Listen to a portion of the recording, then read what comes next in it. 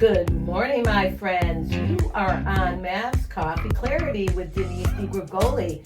If you just found me, welcome. And if you're a regular, welcome back. This is where I have fascinating coffee conversations from knowns to unknowns, athletes, authors, creative, business people, people with a growth mindset. We help you move forward in work, love, and life. And who doesn't need that? Okay, today is no shortness of excitement. I'm bringing to you a spectacular person from right here, Fairfield County, Adair Heitmann, multipreneur. Am I saying that right? Multipreneur. Be careful because she is a master in communication, an author, a storyteller, has taught in some of the finest universities in the United States, a global communication, I'm going to say savant and guru. Thank you. She's got an artist, incredible jewelry. I'm going to tell you to visit us not only on the pod, but on my website and YouTube and see her hook up. See it, my friends. Welcome to the pod. Thank you. We're so glad to have you here. You know, first of all, I've had the privilege of knowing you from when we practically moved here to Fairfield. And then, of course, our businesses went in different directions and our travels and whatnot. And it was so nice to reconnect with you by accident. Absolutely. Chance meeting. But then I don't believe in chance meetings. Serendipity. It's like serendipity. Yeah. And when I started to look at all the things, I knew you were an artist. I knew you were very prolific at what you did. But when I saw all the things that you did, and then we had a short talk on some of your silver linings, I said, you need to come on the pod. So without further ado, my friends, I want you to hear all about Adair Heitmann. Okay.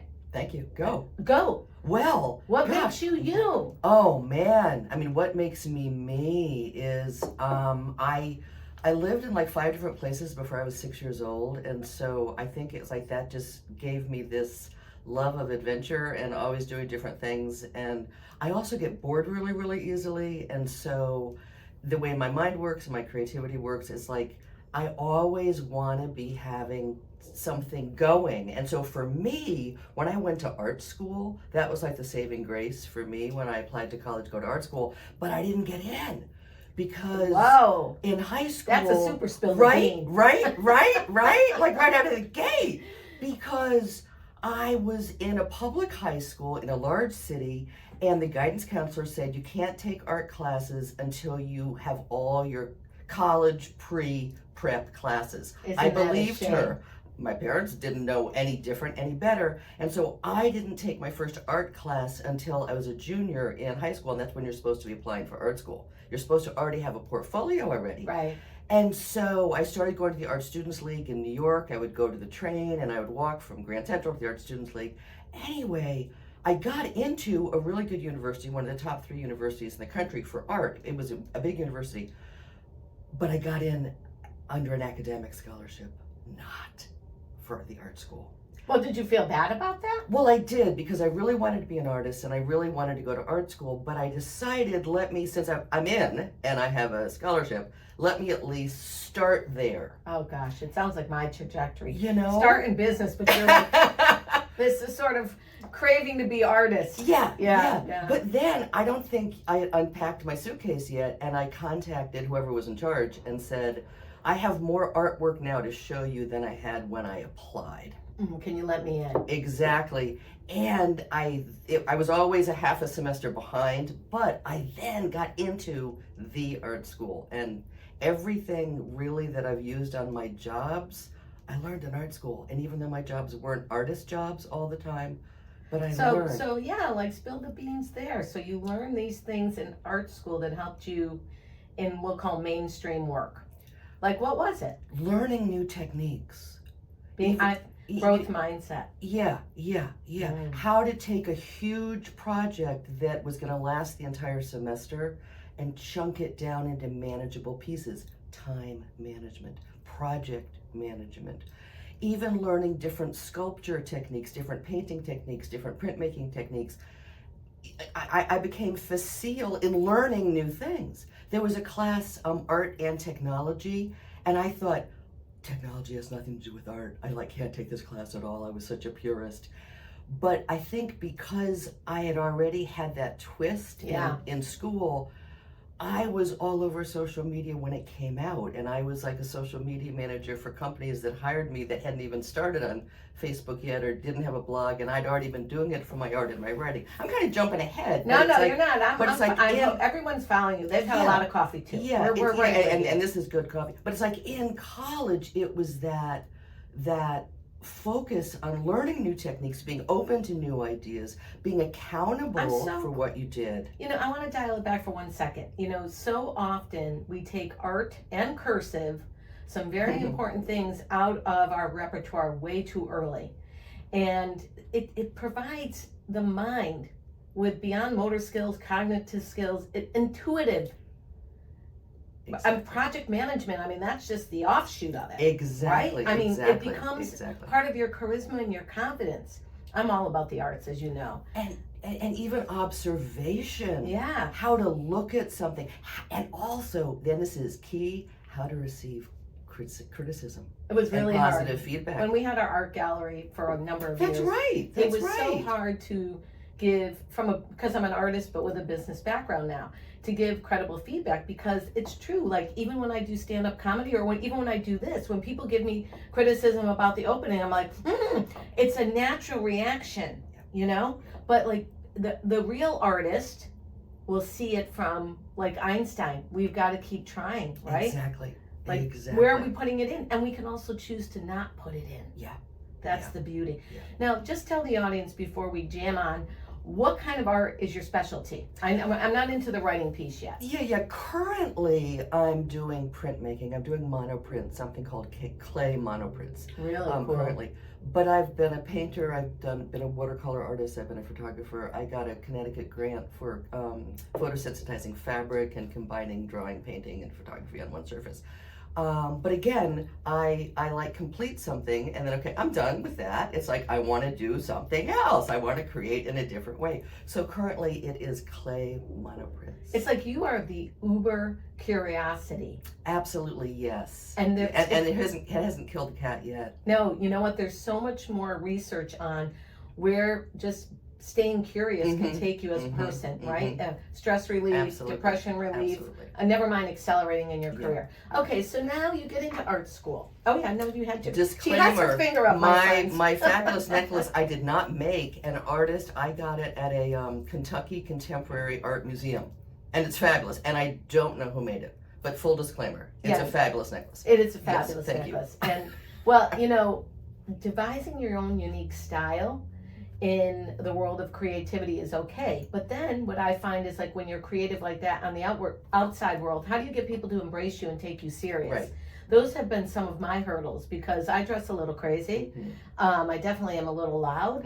And people make these kind of weird assumptions. So now you're coming out of art school. I'm sure there's assumptions from your parents, society. Now where are you going?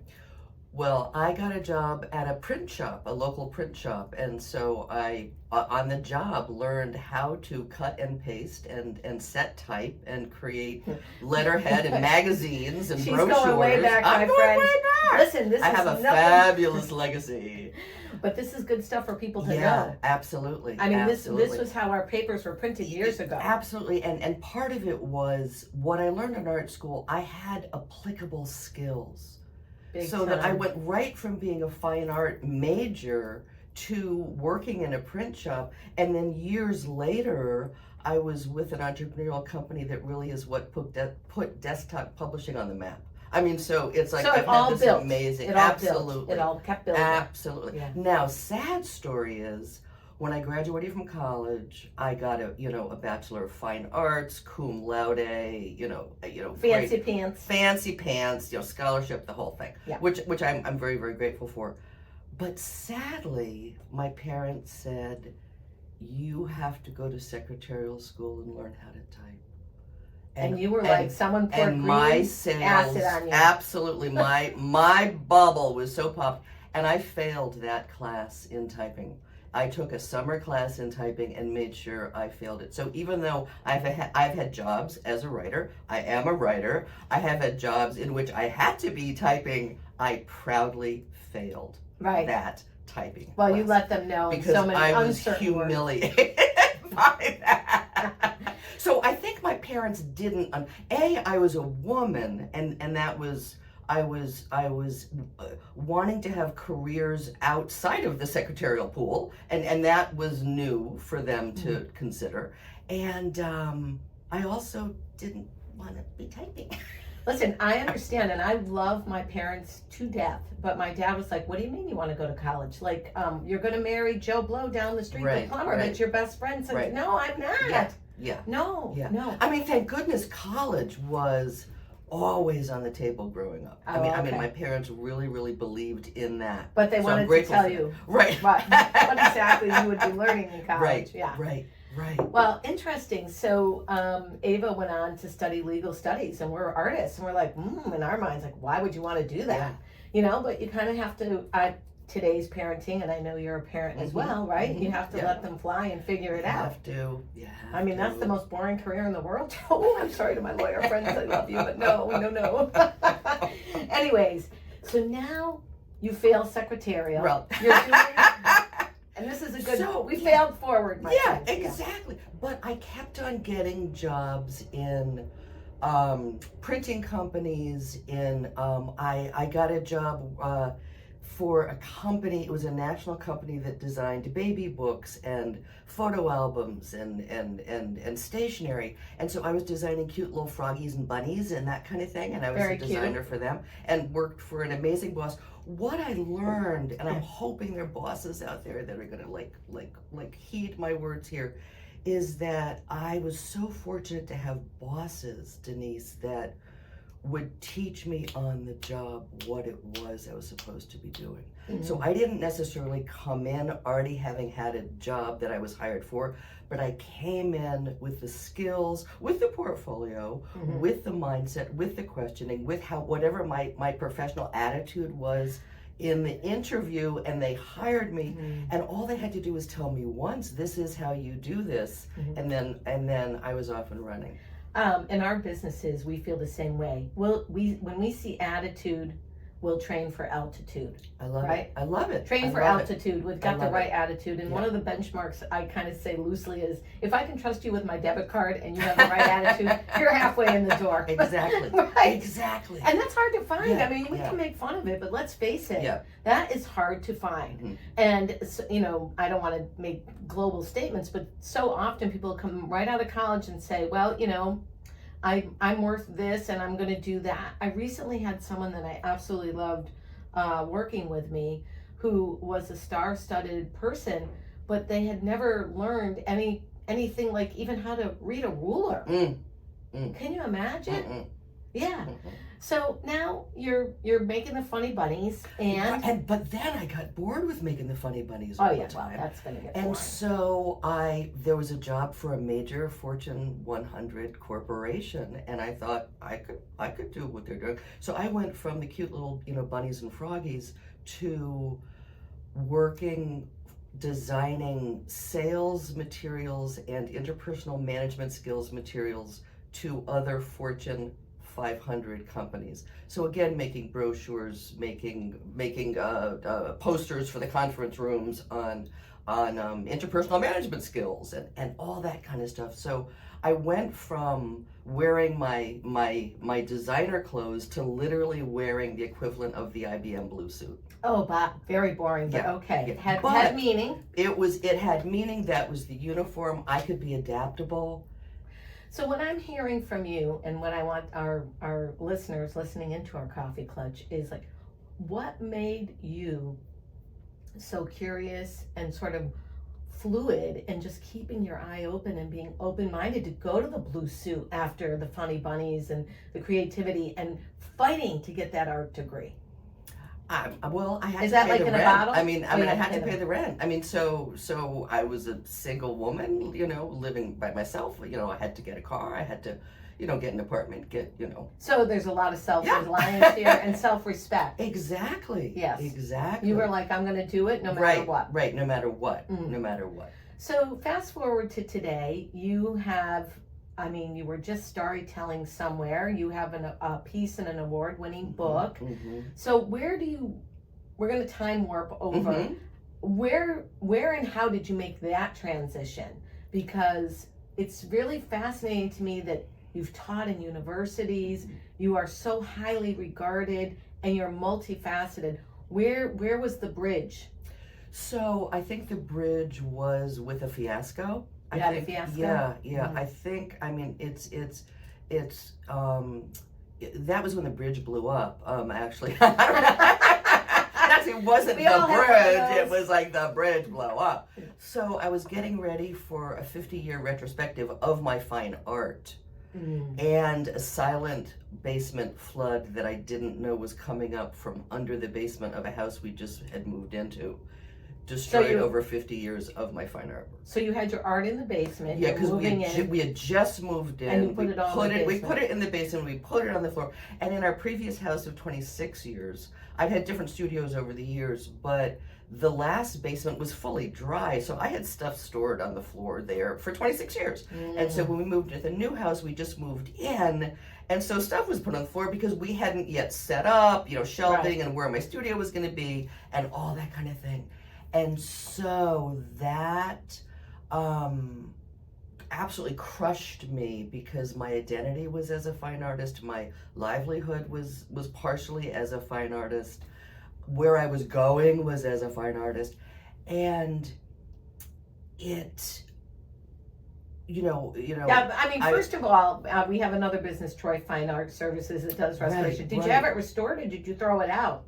I threw out so much because it goodness. was destroyed. Ooh, It that's had like been a death. floating and decaying and becoming paper pulp. And I had life-size figure drawings and I had prints and I had paintings. What's amazing is what is amazing? That some of the artwork was misfiled. We found boxes in the attic marked basement. Oh, and someone put them in the attic. Exactly. But you know what we'll say? No chance coincidence. Exactly. No chance coincidence. Artwork that we knew, I'm lucky to live with fine artwork on my walls, mine and other people's. And so we knew, we want XYZ on the walls in the living room. So they got moved into the living room and on the floor in the living room. Those pieces were saved from the flood. But over 50 years of art, wasn't. But it was the pieces that I didn't think were good enough. I showed at a really Tony art show in a very, very expensive town in Fairfield County. And they wanted a particular type of work, and I'd won awards for it and got grants for it. And I was having sellout shows, but then I would want to be doing something different, and it would be too edgy for the Tony Art Gallery. They want to put us artists in a box too. And they cultivated the collectors, exactly. Oh gosh. And so that work, it just kind of ended up in all sorts of different places. So by serendipity and the grace of whatever, I have some of those pieces that I never thought were good enough because the gallery owners didn't think they were good enough. Terrible. Right. So, but there's a silver lining. I can feel it coming. What is it? There are two silver linings, and one is I've always been a writer, and I've always written, and I've had jobs as a writer and as a communicator, and my guts were so pulled out of me by losing my artwork. I could not go back there again. Oh gosh, painful. I couldn't go back there again. So painful. So the art of writing became more in the forefront for me.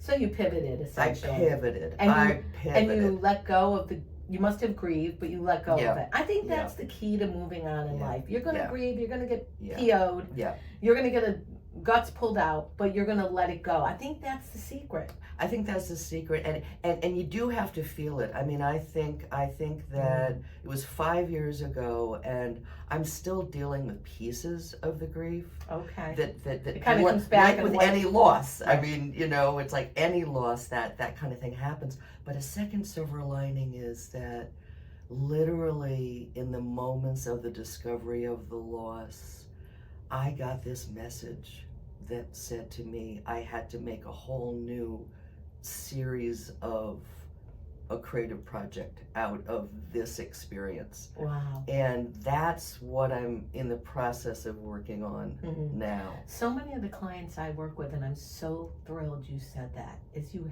have to be quiet enough to hear your own message. And then heed the message, because you'll have that voice that'll say, oh no, just go back and do some more art or whatever, right? But you really listened. Was that hard? No, it was so crystal clear.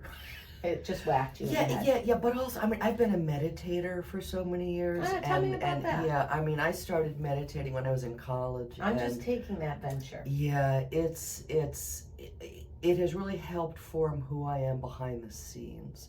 Because it's not only a stress reliever and which it's amazing at, but as far as that, being present with self, being present with no matter what's happening, not being distracted by things that really aren't necessary, but it's that listening to that quiet voice.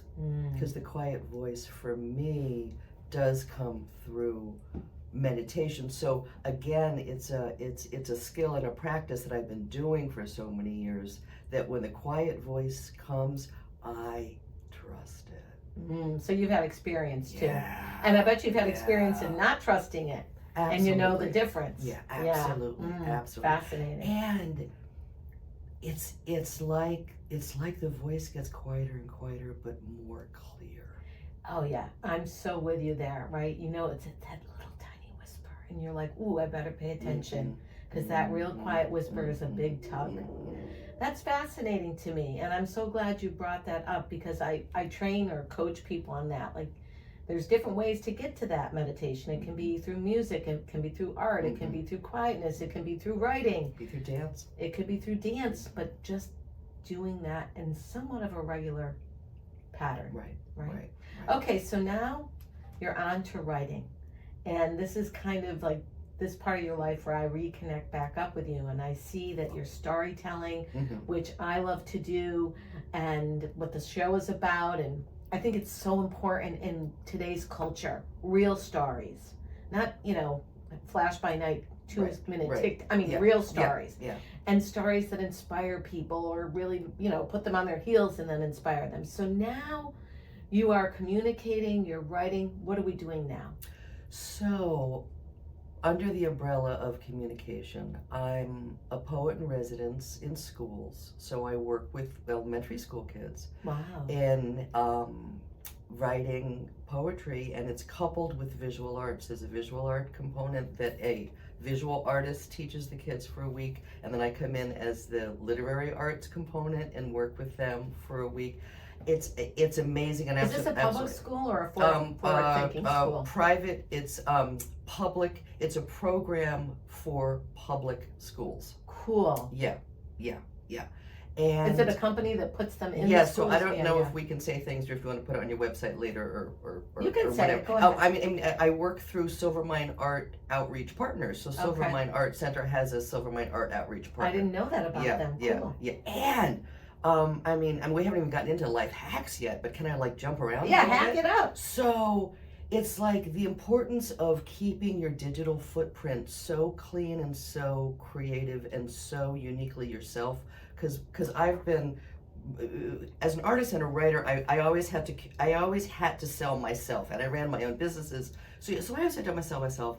And I knew that you always have to advertise when you're busy. You don't wait till you're slow before you advertise. Right. And with Facebook and Instagram and LinkedIn and my website and my blog, et cetera, it's like I'm not applying for jobs online, but people that follow me. And I think it's more about the quality of your followers, not necessarily the number of your followers. Oh, for sure. Of your followers. Absolutely. Because my 2 most recent jobs came through people that had been following me on Instagram. And one I'd worked with in a volunteer capacity years ago, and she was an artist and I was an artist, and we lived in the same hometown for a while, and our kids went to the same history camp for a while, but I was never selling to what she was looking for, because I didn't know what she was looking for.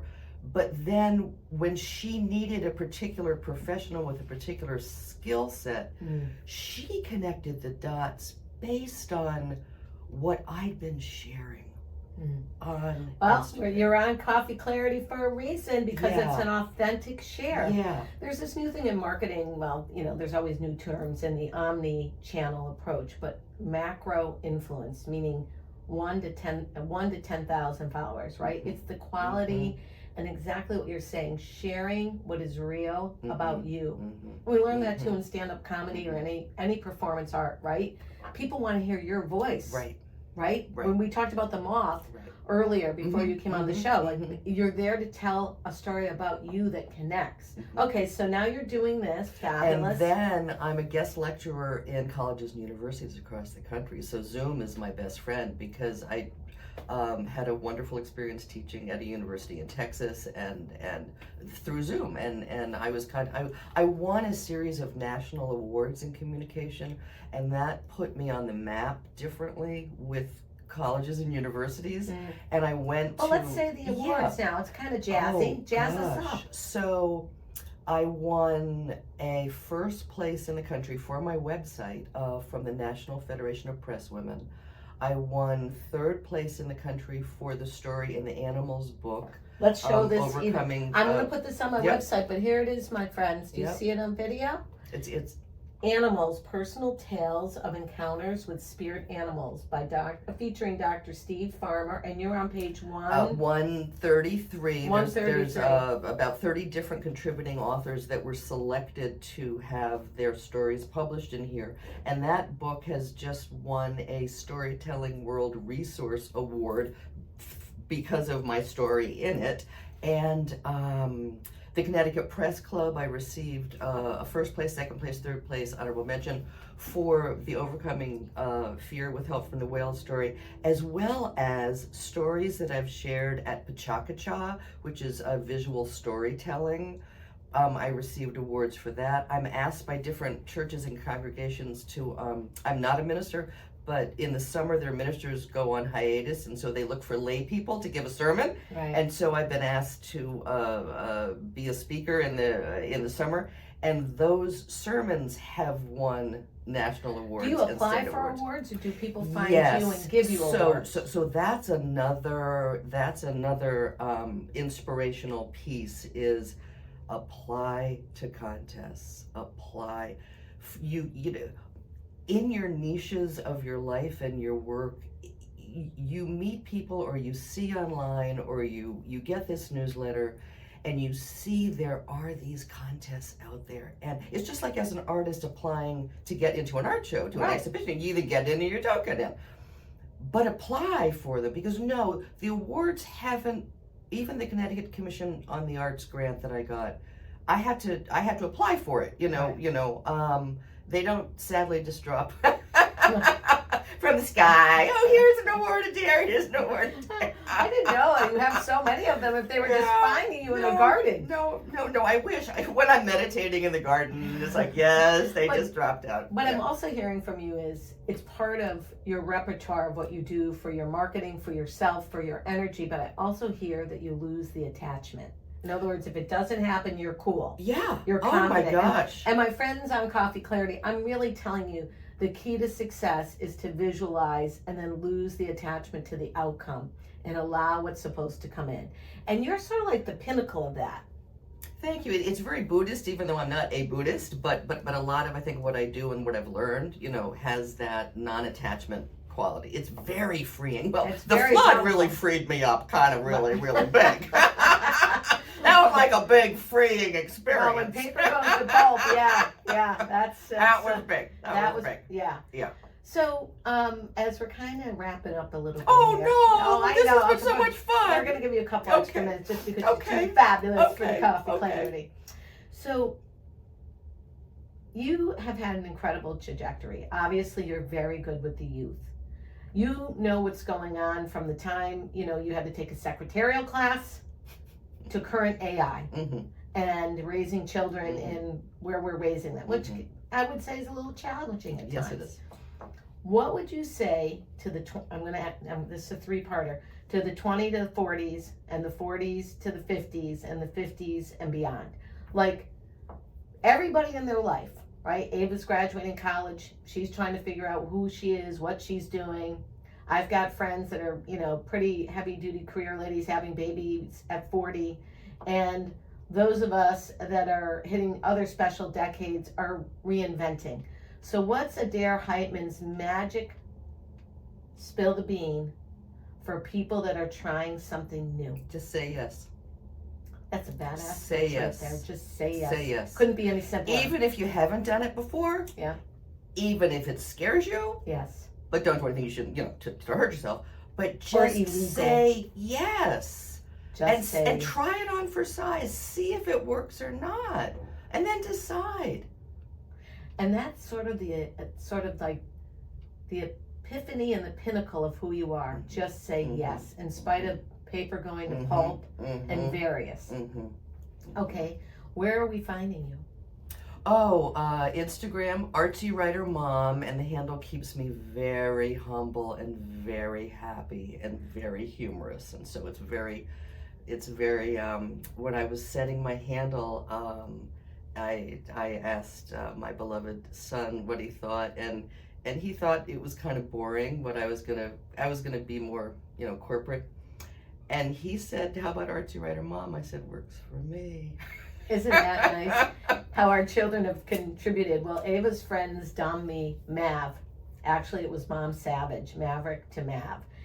I love having that piece of her in this, even though sometimes people interpret it as a little too lighthearted. Yeah. I say lighthearted is where we need to go. Yes. Okay. And then AdairHeitmann.com. AdairHeitmann.com. And then my creativity and wellness blog. And you can follow me on LinkedIn. And we're going to post this, et my friends, and you are absolutely going to be able to stay in touch with Adair, and I hope that you'll come back and join us. But before we close, thank you. What's next on the list? Oh my gosh. I'll still be teaching at universities. I'll still be teaching elementary school. I will be giving, I've been hired, again, through Instagram, I've been hired to teach some workshops in crafting your own story at different arts venues and cultural venues. So I'll be teaching artists how to craft their own stories, and you'll be seeing me telling stories just all over the country. Oh my gosh, Adair, thank you. Listen, my friends, you have been on Mav's Coffee Clarity, and we have gotten clarity today. Thank you for spilling your beans. Listen, my friends, you're just going to say yes. And if you want to learn more about my services, you're going to go to DeniseDiGrigoli.com. Follow me online and listen to us wherever you listen to your favorite pods. We love you. Peace out. Mav's got to get back to work. Peace out. Me too.